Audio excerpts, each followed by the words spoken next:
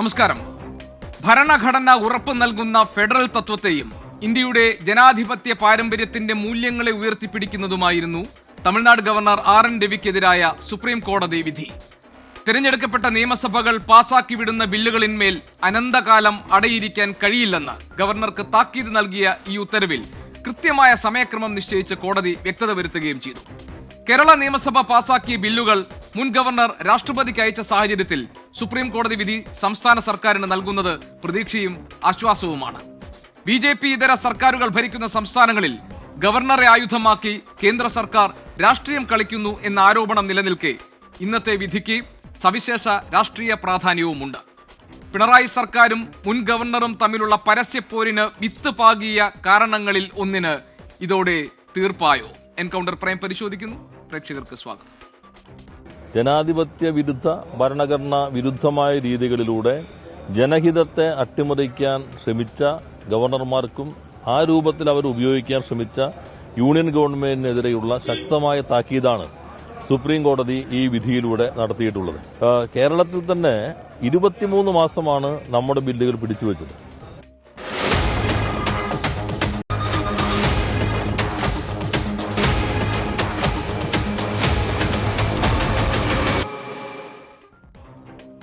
മുൻ Lok Sabha secretary general Shri PDT Achari, CPM-നെ പ്രതിനിധീകരിച്ച് ശ്രീ ജോൺ ബ്രിട്ടാസ് MP, ഡോക്ടർ സെബാസ്റ്റ്യൻ പോൾ രാഷ്ട്രീയ നിരീക്ഷകൻ, നിയമ വിദഗ്ധൻ, BJP പ്രതിനിധീകരിച്ച ശ്രീ VP ശ്രീപത്മനാഭൻ, അതോടൊപ്പം തന്നെ നിയമ വിദഗ്ധൻ അഡ്വക്കേറ്റ് പ്രിയദർശൻ തമ്പി എന്നിവരാണ് ഇന്ന് ഈ ചർച്ചയിൽ പങ്കെടുക്കാൻ നമ്മളോടൊപ്പം ഉള്ളത്. ശ്രീ PDT ആചാരി, ചരിത്രപരം എന്നാണ് സുപ്രീം കോടതിയുടെ ഇന്നത്തെ ഈ ഇടപെടലിനെ, ഈ ഉത്തരവിനെ പൊതുവിൽ രാഷ്ട്രീയ പ്രവർത്തകരും പൊതുപ്രവർത്തകരും വിശേഷിപ്പിച്ചത്. എന്താണ് ഈ വിധിയുടെ സാങ്കത്യം? ഇത് മുഖ്യമന്ത്രി പറഞ്ഞതുപോലെ എല്ലാ ഗവർണർമാർക്കുമുള്ള ഒരു മുന്നറിയിപ്പാണോ?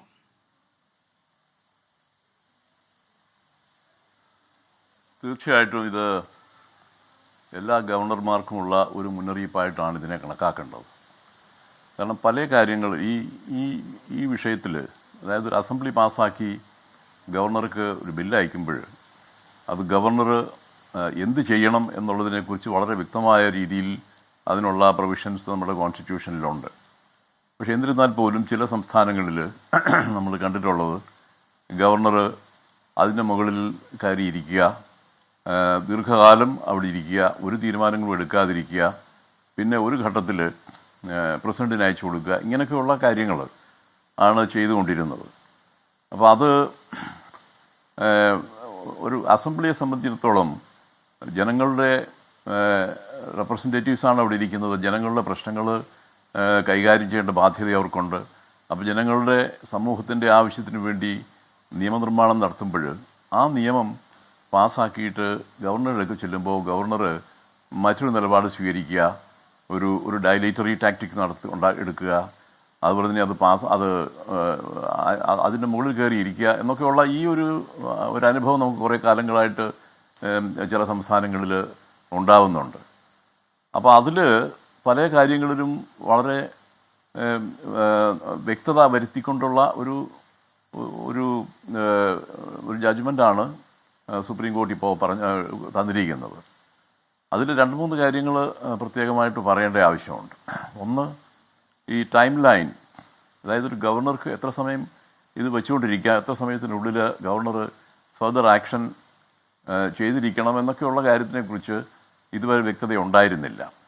വാസ്തവം പറഞ്ഞാൽ അങ്ങനെയുള്ള അവ്യക്തത നിലനിന്നത് കൊണ്ടാണ് ഗവർണർമാർ അത് ഉപയോഗിച്ചുകൊണ്ടാണ് ദീർഘകാലം ഒരു തീരുമാനങ്ങളും എടുക്കാതെ ഇരുന്നിട്ടുള്ളത്. 3 വർഷമൊക്കെ ഒരു ബില്ലിൽ തീരുമാനമെടുക്കാതിരിക്കുക എന്ന് പറഞ്ഞു കഴിഞ്ഞാൽ അത് വാസ്തവം പറഞ്ഞാൽ തികഞ്ഞ ഭരണഘടനാ ലംഘനമാണെന്ന് തന്നെ പറയാം. അപ്പോൾ അതിനൊരു വ്യക്തത വരുത്തിക്കൊണ്ട് ഇപ്പോൾ ഗവർണർ സുപ്രീം കോടതി അതിനൊരു കാലപരിധി നിർണ്ണയിച്ച് വെച്ചിരിക്കുകയാണ്. അപ്പോൾ അതൊരു കാര്യം. രണ്ടാമത്തെ കാര്യം, നമ്മുടെ ഈ ഭരണഘടനയുടെ 200-ാം അനുച്ഛേദത്തിൽ 3 ഓപ്ഷൻസ് പറയുന്നുണ്ട്.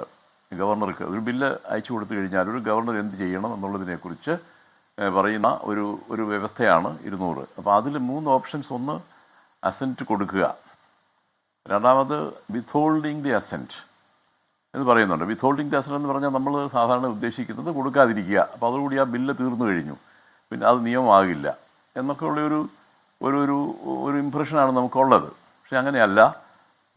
അത് സുപ്രീം കോടതി ഈ പഞ്ചാബിൻ്റെ കാര്യത്തിലൊരു തീരുമാനമെടുത്തപ്പോൾ അപ്പോഴും സുപ്രീം കോടതി ഇത് തന്നെ പറഞ്ഞിരുന്നതാണ്. അപ്പോൾ അത് ഇവർ കുറേ കൂടെ വ്യക്തതയോടുകൂടി അത് റീഐറ്ററേറ്റ് ചെയ്തിരിക്കുകയാണ് ഇപ്പോഴും. അതായത്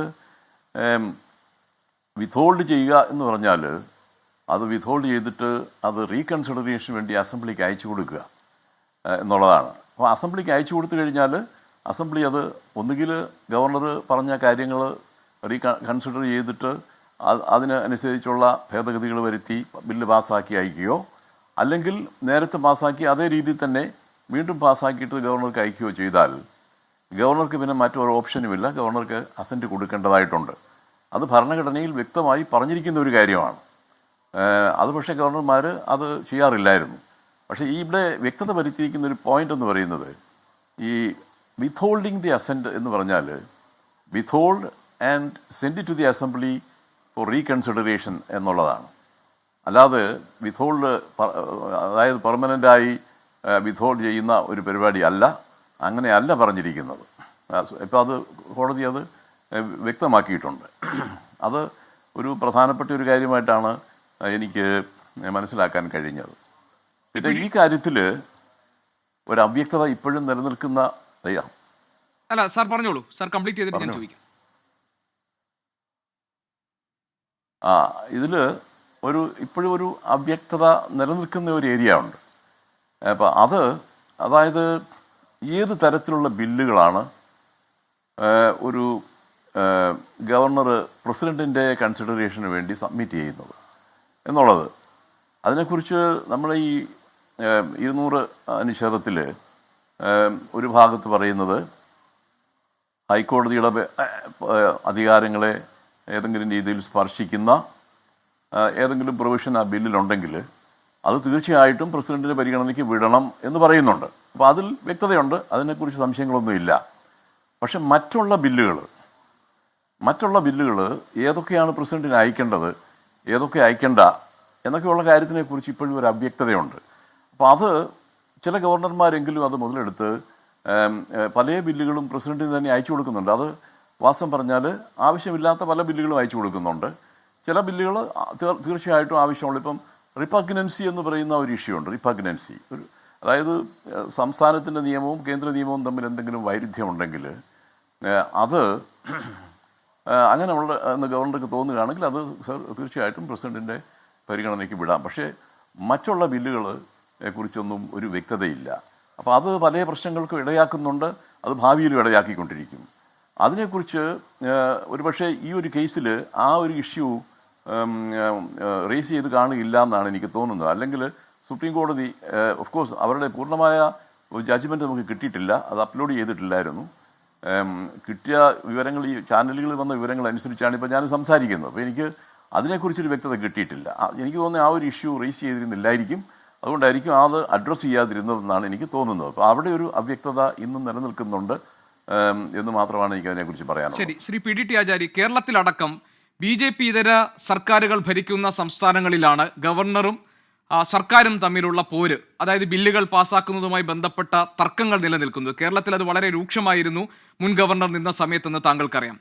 ഇപ്പോൾ ആർട്ടിക്കിൾ 200 തന്നെ എടുക്കുകയാണെങ്കിൽ അതിൽ ഗവർണറുടെ വിവേചനാധികാരമാണ് തിരഞ്ഞെടുക്കപ്പെട്ട നിയമസഭകൾക്കും അല്ലെങ്കിൽ സർക്കാരിനുമൊക്കെ മുകളിൽ നിൽക്കുന്നത് എന്ന ഒരു ധാരണയിലായിരുന്നു ഈ ബില്ലുകൾ അനന്തകാലം പിടിച്ചുവെക്കാം എന്ന ഒരു തീരുമാനത്തിലേക്ക്, ഒരു സമീപനത്തിലേക്ക് ഗവർണർമാരെ നയിച്ചിരുന്നത്. അപ്പോൾ ഗവർണറുടെ വിവേചനാധികാരം എന്നത് ഫലത്തിൽ, പ്രയോഗത്തിൽ അതിനെ നിയന്ത്രിക്കുകയാണോ, അതിനെ ലിമിറ്റ് ചെയ്യുകയാണോ സുപ്രീം കോടതി ഇന്ന് ചെയ്തിരിക്കുന്നത്? തീർച്ചയായിട്ടും അതിനെ ലിമിറ്റ് ചെയ്യുകയാണ്. പക്ഷേ ഇപ്പോഴും ഡിസ്കഷൻ്റെ ഒരു ഭാഗം അവശേഷിക്കുന്നുണ്ട്. അതായത് ഈ പ്രസിഡന്റിന് കൺസിഡറേഷന് വിടുന്ന കാര്യത്തിൽ ഗവർണർക്ക് ഒരു പരിധിവരെ വിവേചനാധികാരം ഉപയോഗിക്കാൻ കഴിയും, അതിപ്പോഴും കഴിയും, അത് എപ്പോഴും അങ്ങനെയാണ്. അപ്പോൾ അതുകൊണ്ടാണ് ഞാൻ പറഞ്ഞത്. അപ്പോൾ അതേ സമയത്ത് തന്നെ അതൊരു വിവേചനാധികാരം നിലനിൽക്കുന്ന സമയത്ത് സുപ്രീം കോടതി തീർച്ചയായിട്ടും ഏത് തരത്തിലുള്ള ബില്ലുകളാണ് എന്ന് അത് ഇൻഡിക്കേറ്റ് ചെയ്യേണ്ട ഒരു ആവശ്യമുണ്ടായിരുന്നു. അതിനൊരു വ്യക്തത വരുത്തേണ്ട ആവശ്യമുണ്ട്. ഏത് തരത്തിലുള്ള ബില്ലുകളാണ് പ്രസിഡൻറ്റിൻ്റെ കൺസിഡറേഷന് വേണ്ടി വിടേണ്ടത് എന്നുള്ളത്. കാരണം ഇത് വളരെ ഇമ്പോർട്ടൻ്റായ ഒരു ഇഷ്യൂ ആണ്. ഒരു അസംബ്ലി പാസ്സാക്കുന്ന ഒരു നിയമം അത് ഒരു ഗവർണർ ഏതോ കാരണത്താൽ അത് എക്സ്റ്റേനിയസ് കൺസിഡറേഷൻസ് എന്നൊക്കെ ഇന്നിപ്പോൾ ജഡ്ജ്മെൻറ്റിൽ പറയുന്നുണ്ട് സുപ്രീം കോടതി. അതൊക്കെ വളരെ സീരിയസ് ആയ ചില പദപ്രയോഗങ്ങളാണ്. എക്സ്റ്റേനിയസ് കൺസിഡറേഷന് വശംബദരായിട്ട് കാര്യങ്ങൾ ചെയ്യുന്നു എന്നൊക്കെയുള്ള ധ്വനി വരുത്തുന്ന രീതിയിലാണത് പ്രയോഗിച്ചിരിക്കുന്നത്. അപ്പോൾ അതുകൊണ്ട് ആ ഒരു കാര്യത്തിൽ ഒരു വ്യക്തത വരുത്തണം. കാരണം അത് നേരെ അങ്ങ് പ്രസിഡന്റിന് അയച്ചു കൊടുത്തു കഴിഞ്ഞാൽ പ്രസിഡന്റിന് അയക്കുക എന്ന് പറഞ്ഞാൽ എന്താ അർത്ഥം? ഇപ്പോൾ നമ്മളിവിടെ അസംബ്ലിയിൽ ഒരു ബില്ല് പാസ്സാക്കിയാൽ അതിനെക്കുറിച്ച് അന്തിമമായ തീരുമാനം എടുക്കുന്നത് കേന്ദ്രത്തിലുള്ള ഹോം മിനിസ്ട്രിയാണ്. അവരുടെ ഒരു അഭിപ്രായം എഴുതിയാണ് പ്രസിഡന്റിന് അയച്ചു കൊടുക്കുന്നത്. പ്രസിഡന്റ് പേരിൽ അത് അഭിപ്രായം വരുന്നു എന്നുള്ളതേ ഉള്ളൂ. യഥാർത്ഥത്തിൽ അത് എക്സാമിൻ ചെയ്യുന്നത് ഹോം മിനിസ്ട്രിയിലാണ്. അവരാണതിന് ഒരു തീരുമാനം എടുത്ത് പ്രസിഡന്റിനെ അറിയിപ്പിക്കുന്നത്. അപ്പോൾ ഇങ്ങനെയൊക്കെയാണ് അതിൻ്റെ പ്രോസസ്സ്. അപ്പോൾ അതുകൊണ്ട് തന്നെ ഒരു സംസ്ഥാനത്തിൻ്റെ അസംബ്ലി, ജനപ്രതിനിധികൾ അടങ്ങുന്ന അസംബ്ലി പാസ്സാക്കുന്ന ഒരു നിയമം, ആ നിയമത്തിന് അന്തിമമായി തീരുമാനമെടുക്കുന്നത് കേന്ദ്രത്തിലുള്ള ഒരു മിനിസ്ട്രി ആണെന്ന് പറഞ്ഞു കഴിഞ്ഞാൽ അപ്പോൾ നമ്മുടെ ആ ഡിവിഷൻ ഓഫ് ലെജിസ്ലേറ്റീവ് പവേഴ്സിൻ്റെയൊക്കെ അതിൻ്റെയൊക്കെ പ്രശ്നങ്ങൾ അതിനകത്ത് വരുന്നുണ്ട്. ഫെഡറലിസത്തിൻ്റെ പ്രശ്നങ്ങൾ വരുന്നുണ്ട്. അങ്ങനെ വളരെ സീരിയസ് ആയ ഇഷ്യൂസൊക്കെ അതിനകത്ത് വരുന്നുണ്ട്. അപ്പോൾ അതിനെക്കുറിച്ച് ഒരു വ്യക്തത വരുത്തേണ്ട ആവശ്യമുണ്ടെന്നുള്ളതാണ് എൻ്റെ അഭിപ്രായം. ശ്രീ പി ടി ആചാര്യ, ഒരു ചോദ്യം കൂടി താങ്കളോട്. അതായത് ഇവിടെ ഈ കേസ് വരുമ്പോൾ ഗവർണർ ആർ.എൻ. രവി ഉന്നയിക്കുന്ന വാദങ്ങൾ, അദ്ദേഹത്തിൻ്റെ ഭാഗം, അതിനെ ന്യായീകരിച്ചുകൊണ്ടാണ് അറ്റോർണി ജനറൽ നിലപാട് സ്വീകരിച്ചത്. അപ്പോൾ സുപ്രീം കോടതി താങ്കൾ പറഞ്ഞതുപോലെ ഈ കാര്യങ്ങൾക്കൊക്കെ ഒരു ക്ലാരിറ്റി ഉണ്ടാക്കിയിരിക്കുന്നു, സമയക്രമം നിശ്ചയിച്ചിരിക്കുന്നു, ഇത്ര മാസത്തിനുള്ളിൽ ബില്ല് ഒപ്പിടുകയോ അല്ലെങ്കിൽ തുടർ നടപടികളിലേക്ക് അതിൻ്റെ കാര്യത്തിൽ കടക്കുകയോ വേണം എന്ന് തീരുമാനിച്ചിരിക്കുന്നു. അവിടെയായിരുന്നു ഏറ്റവും വലിയൊരു അവ്യക്തത ഉണ്ടായിരുന്നു. അതിനെ ഉദ്ധരിച്ചുകൊണ്ടായിരുന്നു ഈ ഞങ്ങൾ എത്ര കാലം വേണമെങ്കിലും പിടിച്ചു വയ്ക്കാമെന്നൊരു തീരുമാനമൊക്കെ ഗവർണർ അന്ന് എടുത്തിരുന്നത്. ഇത് കേന്ദ്ര സർക്കാരിന് ഏറ്റവും ഒരു തിരിച്ചടിയായി കാണുന്നുണ്ടോ?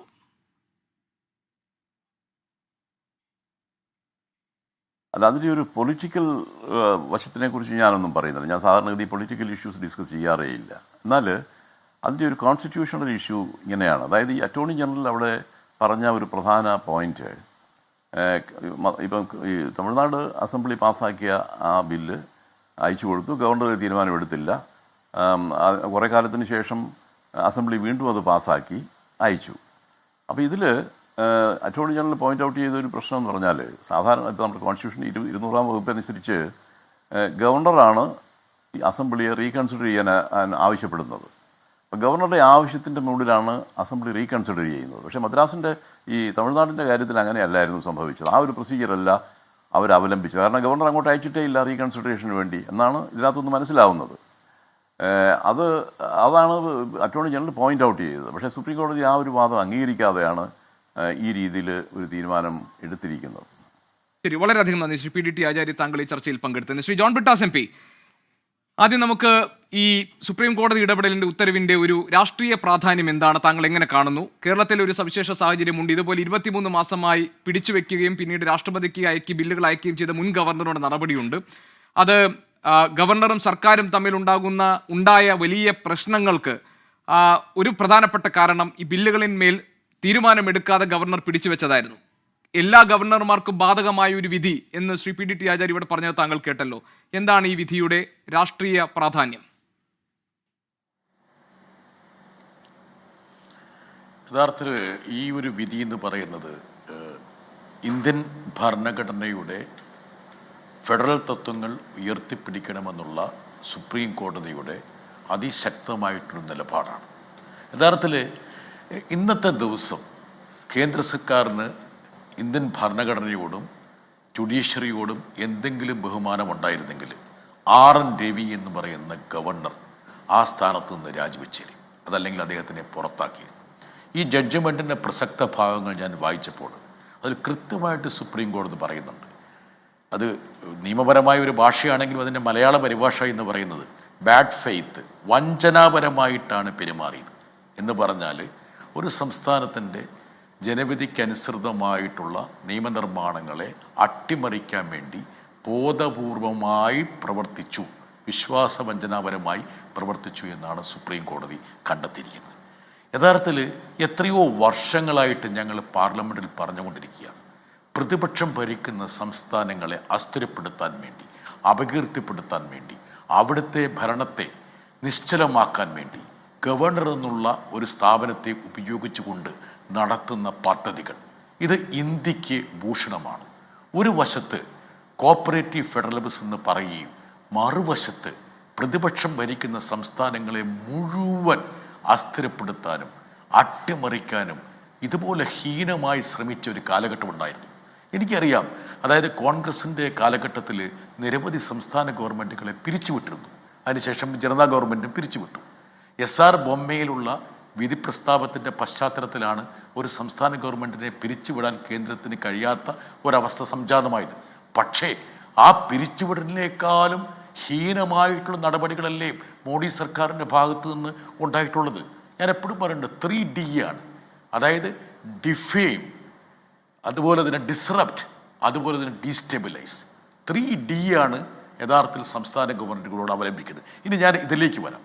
യഥാർത്ഥത്തിൽ ഗോപികൃഷ്ണൻ ശ്രദ്ധിക്കേണ്ട ഒരു കാര്യം ഒന്ന് ചിന്തിച്ച് നോക്കുക. ഇപ്പോൾ കേരള ഗവർണറുമായി ബന്ധപ്പെട്ടൊരു കാര്യം പറയാം, ഒരുപക്ഷെ ഈ ഒരു ചർച്ചയ്ക്ക് ഒരു അലകും പിടിയും നൽകാൻ വേണ്ടിയാണ്. അതായത് ഒരു ഘട്ടത്തിൽ 16 ബില്ലുകൾ, അതായത് നിയമസഭ പാസ്സാക്കിയ 16 നിയമങ്ങളുടെ മുകളിൽ ഗവർണർ അടയിരുന്നു. പിന്നെ അത് കുറേശ്ശെ മാറി. അതായത് തെലങ്കാന ഗവൺമെൻറ് കൊടുത്ത ഈ പറഞ്ഞ പരാതിയിൽ അപേക്ഷയിൽ ഒരു പ്രഹരം കേന്ദ്രത്തിന് കിട്ടിയപ്പോൾ കുറേ അയവ് വന്നു. അതിനുശേഷവും ഗവർണർമാർ പാഠം പഠിച്ചില്ല. പിന്നീട് പഞ്ചാബ് കേസിൽ വലിയ കനത്ത പ്രഹരമുണ്ടായി. അപ്പോഴാണ് ഈ RN രവി, അതുപോലെ തന്നെ നമ്മുടെ ആരിഫ് മുഹമ്മദ് ഖാൻ നമ്മുടെ ബില്ലുകളെല്ലാം പ്രസിഡന്റിന് വേണ്ടി അയച്ചു. അത് PDT ആചാരി പറയുന്നത് വളരെ കറക്റ്റാണ്. അതായത് ഒരു ഗവർണർ ഒരു ബില്ല് രാഷ്ട്രപതിക്ക് അയക്കണമെങ്കിൽ കൃത്യമായി ഭരണഘടന പറയുന്നുണ്ട്. അതായത് ഹൈക്കോടതിയുടെ അധികാരം കവർന്നെടുക്കുന്നു, അല്ലെങ്കിൽ റിപ്പഗ്നൻസി വരണം. ഇപ്പോൾ കേരള നിയമസഭ പണ്ട് പാസ്സാക്കിയ നമ്മുടെ ലാൻഡ് റിഫോംസ്, അത് ഇന്ത്യൻ കോൺട്രാക്ട് നിയമവുമായിട്ട് ചെറിയൊരു റിപ്പഗ്നൻസി ഉണ്ട് എന്ന കാരണത്താലാണെന്ന് ഗവർണർ അങ്ങോട്ട് അയച്ചത്. അതുപോലും അന്നത്തെ വളരെ കലുഷിതമായ രാഷ്ട്രീയ അവസ്ഥയിൽ ഈ പറഞ്ഞ വർഗ താല്പര്യങ്ങളൊക്കെ ഒരുപാട് പുറമേക്ക് ഉണ്ടായിരുന്ന ആ അവസ്ഥയിൽ പോലും ആ ബില്ല് തിരിച്ചു വന്നു. അതായത് അക്സെൻറ്റ് കിട്ടി ആ ബില്ല് തിരിച്ചു വന്നു. ഇവിടെ ഒന്നും കൂടെ ശ്രദ്ധിക്കുക, ഈ ആരിഫ് മുഹമ്മദ് ഖാൻ അയച്ച ബില്ലുകളിൽ 3 ബില്ലുകൾ യഥാർത്ഥത്തിൽ അദ്ദേഹം തന്നെ എന്താ പറയുക ഓർഡിനൻസായി വിജ്ഞാപനം ചെയ്തതായിരുന്നു. ഒരു തരത്തിലും കേന്ദ്ര സർക്കാരുമായിട്ടോ രാഷ്ട്രപതിയുമായിട്ടോ ബന്ധപ്പെടാത്ത വിഷയങ്ങളിലുള്ള ബില്ലുകളാണ് എന്ന് വ്യക്തമായി അടിവരയിടാൻ കഴിയുന്ന രീതിയിൽ യഥാർത്ഥത്തിൽ അദ്ദേഹം തന്നെ വിജ്ഞാപനം ചെയ്ത ഓർഡിനൻസുകളാണ് പിന്നീട് ബില്ലുകളായി വന്നപ്പോൾ അദ്ദേഹം പ്രസിഡന്റിന് അയച്ചത്. യഥാർത്ഥത്തിൽ ഇത്രത്തോളം ആഭാസ നാടകം ഈ കേന്ദ്ര സംസ്ഥാന ബന്ധങ്ങളുടെ കാര്യത്തിൽ അരങ്ങേറുന്നു എന്നുള്ളതാണ് നമ്മളെ ഒരുപക്ഷെ തുറച്ചു നോക്കേണ്ട കാര്യം. ഇനി ഒന്നും കൂടി പറയാം, നമ്മുടെ കേന്ദ്ര സർക്കാർ ഇങ്ങനെ ബില്ലുകൾ ഇങ്ങനെ പാസ്സാക്കിക്കൊണ്ടിരിക്കുകയാണ്. പക്ഷേ ഈ ഫെഡറൽ തത്വങ്ങൾ സംബന്ധിച്ച്, കേന്ദ്ര സംസ്ഥാന ബന്ധങ്ങൾ സംബന്ധിച്ച് 3 സുപ്രധാനമായിട്ടുള്ള റിപ്പോർട്ടുകളുണ്ട്. ഒന്ന് സർക്കാരി കമ്മീഷൻ റിപ്പോർട്ട്, 2 അടൽ ബിഹാരി വാജ്പേയി നിയമിച്ച വെങ്കടദലിയ കമ്മീഷൻ റിപ്പോർട്ട്, അത് കഴിഞ്ഞ് പിന്നീട് മൻമോഹൻ സിംഗിൻ്റെ കാലത്ത് നിയമിച്ച MM പൂഞ്ചി കമ്മീഷൻ റിപ്പോർട്ട്. ഈ 3 കമ്മീഷൻ റിപ്പോർട്ടുകളും കൃത്യമായിട്ട് ഗവർണറുടെ നിയമനം സംബന്ധിച്ചും ഗവർണർ എങ്ങനെ പ്രവർത്തിക്കണമെന്നത് സംബന്ധിച്ചും ബില്ല് സംബന്ധിച്ച് എങ്ങനെയാണ് ഗവർണർ പെരുമാറേണ്ടതെന്ന് സംബന്ധിച്ചും വ്യക്തമായി പ്രതിപാദിക്കുന്നുണ്ട്.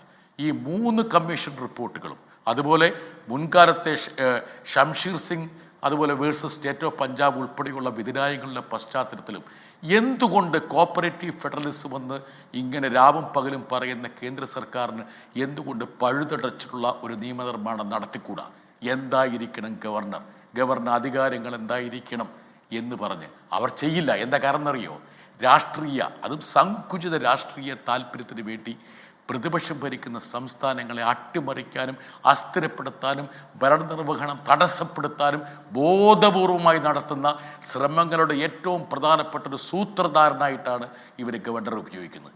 എനിക്ക് ഒറ്റ അഭ്യർത്ഥനയുള്ളൂ. എന്താ കാരണത്തിൽ കേന്ദ്ര സർക്കാരിനോട് ഞങ്ങളൊക്കെ പാർലമെൻറ്റിൽ ദൈനംദിനോണം പറഞ്ഞുകൊണ്ടിരിക്കുന്ന ഒരു വസ്തുതയുണ്ട്. അതായത് ഫെഡറൽ സംവിധാനങ്ങൾ ദുർബലമാകുന്നു, ഇന്ത്യ എല്ലാം 1 എന്നുള്ളതിലേക്ക് പോകുന്നു. ഒരു ഭാഷ, ഒരു നേതാവ്, ഒരു പ്രത്യയശാസ്ത്രം, അങ്ങനെ ഒരു മതം, ആ രീതിയിലേക്ക് പോകുന്നു. സംസ്ഥാനങ്ങളുടെ അധികാരം സംരക്ഷിക്കണം. കേന്ദ്രത്തെ പോലെ തന്നെ ജനങ്ങളുടെ ഈ ഹിതമനുസരിച്ച് അധികാരത്തിൽ വന്ന ഒരു സർക്കാരാണ് സംസ്ഥാനങ്ങൾ ഭരിക്കുന്നത്. ആ ജനഹിതം മാനിക്കാനുള്ള അടിസ്ഥാനപരമായിട്ടുള്ള മര്യാദ ഇല്ലെങ്കിൽ എങ്ങനെയാണ് നമ്മുടെ പാർലമെൻ്ററി ഡെമോക്രസി അല്ലെങ്കിൽ നമ്മുടെ ജനാധിപത്യ പ്രക്രിയ മുമ്പോട്ട് പോവുക? സുപ്രീം കോടതിയുടെ ഭാഗത്ത് വന്നിരിക്കുന്നത് വളരെ സുവ്യക്തമായിട്ടുള്ള ഒരു നിയമനിർമ്മാണം തന്നെയാണ്. എനിക്കൊന്നു ഡോക്ടർ സെബാസ്റ്റ്യൻ പോളിനൊക്കെ അതിനെക്കുറിച്ച് കൂടുതൽ പ്രതിപാദിക്കാൻ പറ്റും. 142 പ്രകാരമാണെന്ന് അവർ കൃത്യമായി പറയുന്നുണ്ട്. ലോ മേക്കിംഗ് തന്നെയാണ് നടന്നത്. പക്ഷേ ഇനിയും ഇത് സംബന്ധിച്ച് ചില ആംബ്യൂഗിറ്റി ഉണ്ട്. അതായത് രാഷ്ട്രപതിക്ക് എത്ര കാലം അത് വെച്ചുകൊണ്ടിരിക്കാൻ പറ്റും? അതുപോലെ PDT ആചാര്യ പറഞ്ഞ പോലെ ഏതൊക്കെ തരത്തിലുള്ള ബില്ലുകളാണ് പോകേണ്ടത്? നമ്മുടെ ഭരണഘടനാ ശില്പികൾ ഒരിക്കലും ചിന്തിക്കാതിരുന്ന കാര്യങ്ങളാണ് നമ്മുടെ ഗവർണർമാർ ചെയ്തു കൂട്ടുന്നത്. ഭരണഘടനാ അസംബ്ലിയുടെ ഡിബേറ്റൊക്കെ നമ്മൾ പരിശോധിച്ച് നോക്കിക്കഴിഞ്ഞാൽ ഡോക്ടർ അംബേദ്കർ പറയുന്നുണ്ട്, ഗവർണർ എന്ന് പറഞ്ഞൊരു ഓർണമെൻ്റാണ്. അതായത് തിരഞ്ഞെടുക്കപ്പെട്ട മന്ത്രിസഭയുടെ ഇംഗിതത്തിനനുസരിച്ച് പ്രവർത്തിക്കാൻ ബാധ്യസ്ഥനായിട്ടുള്ള ഒരാൾ മാത്രമാണ് ഗവർണർ. അതുകൊണ്ട് അത് സംബന്ധിച്ച് നമ്മൾ കൂടുതലൊന്നും ആശങ്കപ്പെടേണ്ടതില്ല എന്ന് അദ്ദേഹം കോൺസ്റ്റിറ്റ്യൂവൻ്റ് അസംബ്ലി ഡിബേറ്റ് വൈൻഡപ്പ് ചെയ്തുകൊണ്ട് പറയുന്നുണ്ട്. അതിനുശേഷം ഇവരെന്താണ് ചെയ്തു കൂട്ടിയത്? ഒറ്റ കാര്യം കൂടി ഞാൻ പറയാം. അതായത് 935 ഗവൺമെൻറ് ഓഫ് ഇന്ത്യ ആക്ട്, ആ ആക്ട് അനുസരിച്ച് ഇവരിപ്പോൾ എല്ലാം ഇന്ത്യനൈസേഷൻ എന്നല്ലേ പറഞ്ഞുകൊണ്ടിരിക്കുന്നത്. യഥാർത്ഥത്തിൽ ഇന്ന് പ്രതിപക്ഷം ഭരിക്കുന്ന സംസ്ഥാനങ്ങളിലെ ഗവർണർമാർ പെരുമാറുന്നത് 935 ഗവൺമെൻറ് ഓഫ് ഇന്ത്യ ആക്ടിൽ ബ്രിട്ടീഷ് പ്രതിനിധിയായിട്ടുള്ള ഗവർണർമാർക്ക് നൽകിയ അധികാരങ്ങളാണ്. അതിലെന്താ പറഞ്ഞിരിക്കുന്നത്? വേണമെങ്കിൽ ഗവർണർക്ക് 935 ആക്ട് പ്രകാരം ഗവർണർക്ക് ഒരു ബില്ലിന് അസെൻറ്റ് കൊടുക്കാം, അല്ലെങ്കിൽ വിത്ത്ഹോൾഡ് ചെയ്യാം, അല്ലെങ്കിൽ മജസ്റ്റിയുടെ പ്ലഷറിന് വേണ്ടി വിട്ടുകൊടുക്കാം. ഈ മൂന്നല്ലേ ഇവർ ചെയ്തുകൊണ്ടിരിക്കുന്നത്. അപ്പം ജനാധിപത്യം വന്നു, ഒരു ഭരണഘടന വന്നു, കേന്ദ്ര സംസ്ഥാന ബന്ധങ്ങളൊക്കെ നമ്മൾ കൃത്യമായി നിർണയിച്ചു. എന്നിട്ടും ഈ പറഞ്ഞ സ്വദേശിവൽക്കരണമെന്ന് രാവും പകലും ഇങ്ങനെ അലമറിയിടുന്ന ഇവർ 935 ഗവർണർക്ക് ബ്രിട്ടൻ നൽകിയ അധികാരങ്ങളാണ് തങ്ങളുടെ ഗവർണർക്ക് നൽകുന്നത്. ആ രീതിയിലാണ് ഇവർ പെരുമാറിക്കൊണ്ടിരിക്കുന്നത്. അതിനേറ്റ കനത്ത പ്രഹരമാണ്. എനിക്കൊരൊറ്റ അപേക്ഷയുള്ളൂ കേന്ദ്ര സർക്കാരിനോട്, ഈ RN രവിമാരെ പോലുള്ള ആൾക്കാരെ പുറത്താക്കുക. ജസ്റ്റിസ് സർക്കാരി പറഞ്ഞതുപോലെ കേന്ദ്ര ഭരണകക്ഷിയുമായി ബന്ധപ്പെട്ട ഒരു രാഷ്ട്രീയക്കാരനെയും ഗവർണറായിട്ട് അയക്കാതിരിക്കുക. അതുപോലെ അടൽ ബിഹാരി വാജ്പേയി നിർദ്ദേശിച്ച അല്ലെങ്കിൽ അദ്ദേഹത്തിൻ്റെ കാലഘട്ടത്തിൽ വന്ന ആ കമ്മീഷൻ്റെ റിപ്പോർട്ടെങ്കിലും മാനിക്കാനും അത് സംബന്ധിച്ചുള്ള ശുപാർശകൾ നിയമമായിട്ട് കൊണ്ടുവരാനും കേന്ദ്ര സർക്കാർ തയ്യാറാകണം. അതല്ലെങ്കിൽ സുപ്രീം കോടതി ഇനിയും കേരള ഗവൺമെൻറ്റിൻ്റെ ഹർജി അവിടെ വരുന്നുണ്ട്, അതുകൂടെ പരിഗണനയ്ക്ക് വരുമ്പോൾ ഈ പർദീപ് ബാലയുടെ ബെഞ്ചിലേക്ക് മാറ്റണമെന്നാണ് കേരള ഗവൺമെൻറ് അഭ്യർത്ഥിച്ചിരിക്കുന്നത്. അത് സംബന്ധിച്ചുള്ളൊരു തീരുമാനം ചീഫ് ജസ്റ്റിസിൻ്റെ ബെഞ്ച് വൈകാതെ കൈക്കൊള്ളും. അപ്പം ഇതുപോലുള്ള വീണ്ടും പ്രഹരം ഏൽക്കുന്നത് ഒഴിവാക്കാൻ വേണ്ടി ഇനിയെങ്കിലും ഈ ഗവർണർമാരെ ഒരു ആയുധമായി ഉപയോഗിക്കുന്ന പരിപാടി അവസാനിപ്പിക്കണം. ശരി, സെബാസ്റ്റ്യൻ പോൾ സാർ, ഈ നമ്മുടെ മുൻ ഗവർണർ ആരിഫ് മുഹമ്മദ് ഖാനും സംസ്ഥാന സർക്കാരും തമ്മിലുള്ള കനത്ത പോരിൻ്റെ പശ്ചാത്തലത്തിലാണ് ഇപ്പോൾ ഈ വിധി കൂടി നമ്മൾ ഈ അർത്ഥത്തിൽ ചർച്ച ചെയ്യുന്നത്. എങ്കിൽ പോലും കേരളത്തിൻ്റെ രാഷ്ട്രീയ ചരിത്രം പരിശോധിച്ചാൽ, കേരളത്തിൻ്റെ ഭരണനിർവഹണത്തിൻ്റെ ചരിത്രം പരിശോധിച്ചാൽ, ഗവർണർമാരും സംസ്ഥാന സർക്കാരുകളും തമ്മിൽ ഏറ്റുമുട്ടുന്ന ഒരു അനുഭവം നമ്മളെ സംബന്ധിച്ച് പുതിയതല്ല. ഇപ്പോൾ EMS സർക്കാരിനെ പിരിച്ചുവിടാൻ വേണ്ടിയുള്ള റിപ്പോർട്ട് നൽകിയത് അന്നത്തെ കേരള ഗവർണറായിരുന്ന ഡോക്ടർ B. രാമകൃഷ്ണ റാവു ആയിരുന്നില്ല. അതിനുശേഷം EK നായനാർ സർക്കാരിൻ്റെ കാലത്ത് ജ്യോതി വെങ്കിടാചലവുമായി തർക്കമുണ്ടായി, പ്രശ്നങ്ങളുണ്ടായി.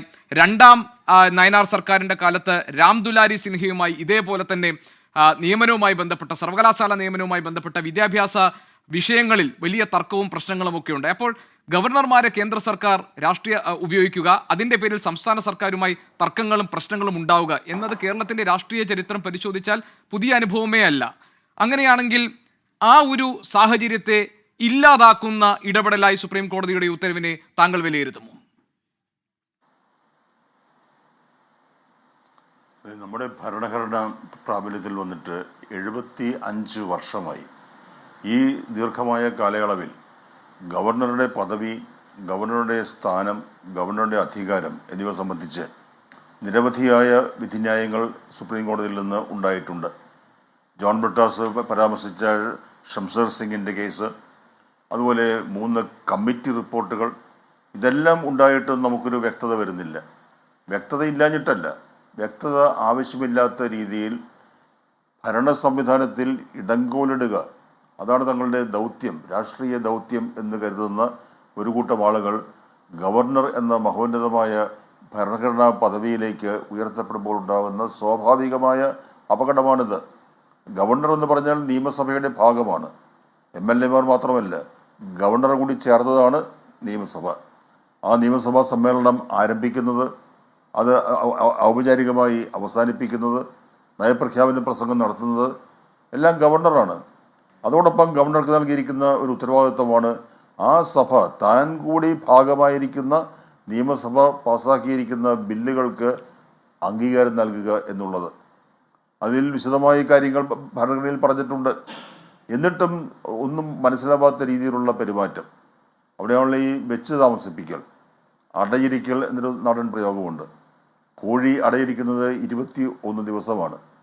ആരിഫ് മുഹമ്മദ് ഖാൻ ഒരു ബില്ലിൻ്റെ പുറത്ത് അടയിരുന്നത് 23 മാസമാണ്. എന്നിട്ടും ഒരു ഒരു ഒരു കമ്പൽഷൻ വന്നപ്പോഴാണ് അദ്ദേഹം തീരുമാനമെടുക്കുന്നതിന് പകരം അത് രാഷ്ട്രപതിക്ക് അയച്ചു കൊടുത്തത്. ഈ രീതിയിലാണോ ഗവർണർമാർ പെരുമാറേണ്ടത്?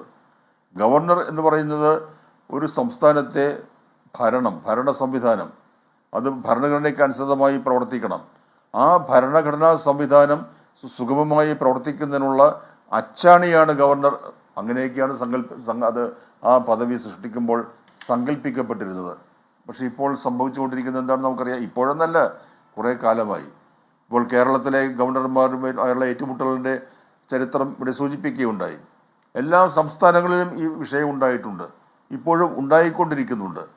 അപ്പോൾ ഫെഡറലിസം, കോഓപ്പറേറ്റീവ് ഫെഡറലിസം എന്ന വാക്ക് ബ്രിട്ടാസ് ഉപയോഗിക്കുകയുണ്ടായി.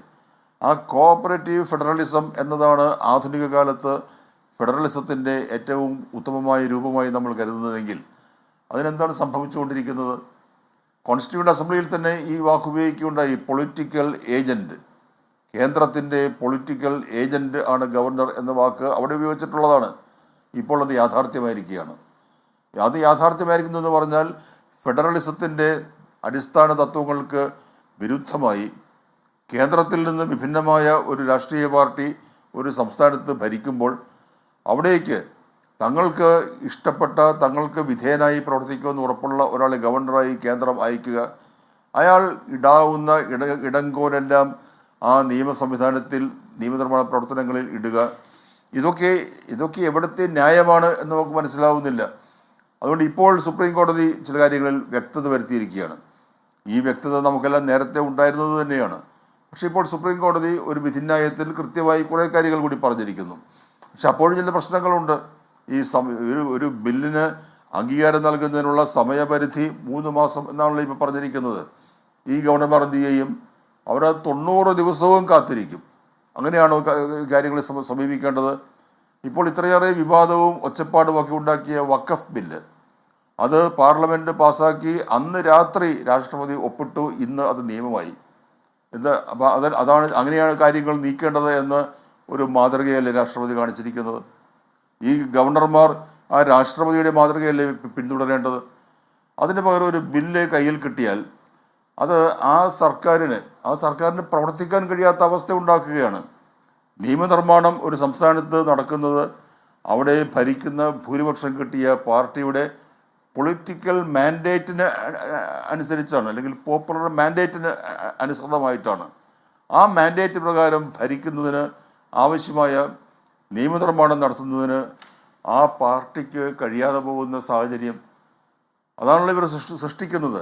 അത് അങ്ങേയറ്റം ഹീനമായ, മ്ലേച്ഛമായ, ഭരണഘടനയുടെ ചൈതന്യത്തിന് നിരക്കാത്ത, അക്ഷരത്തിന് നിരക്കാത്ത പ്രവൃത്തിയാണ് എന്ന് ചൂണ്ടിക്കാണിക്കാതിരിക്കാൻ കഴിയാത്ത അവസ്ഥയുണ്ട്.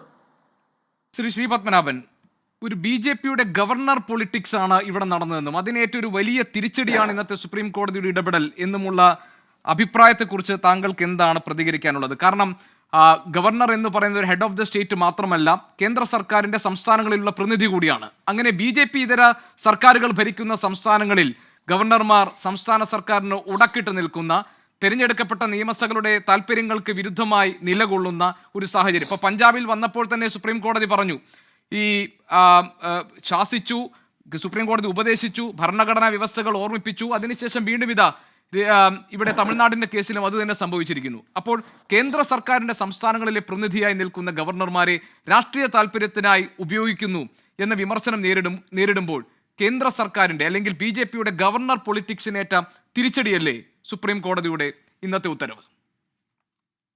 അല്ല, അങ്ങനെയാണെങ്കിൽ കേരളത്തിലെ ഇപ്പോഴത്തെ ഗവർണർ മുഖ്യമന്ത്രിക്കും ധനകാര്യമന്ത്രി നിർമ്മല സീതാരാമനുമൊക്കെ ഒരുമിച്ചിരുന്ന് അനൗദ്യോഗികമായി ചർച്ച നടത്താൻ ഒരുക്കിയ അവസരം അത് മാസപ്പടി കേസ് സെറ്റിൽ ചെയ്യാനുള്ള ഒരു ശ്രമമാണെന്നുള്ള പ്രതിപക്ഷത്തിൻ്റെ ആരോപണം അത് വിശ്വസിക്കേണ്ടി വരില്ലേ?